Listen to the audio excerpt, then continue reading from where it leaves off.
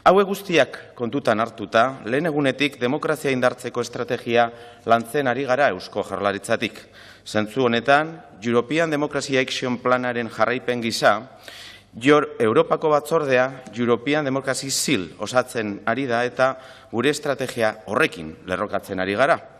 Plan batean jasoko dugu lan hori guztia, eta bertan zehaztuko ditugu ekimen, proiektu eta herri politika zehatzak.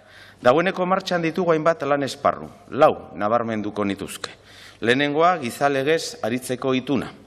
Bigarrena lankidetzazko gobernantza eta deliberazio prozesuak sustatzeko markoa.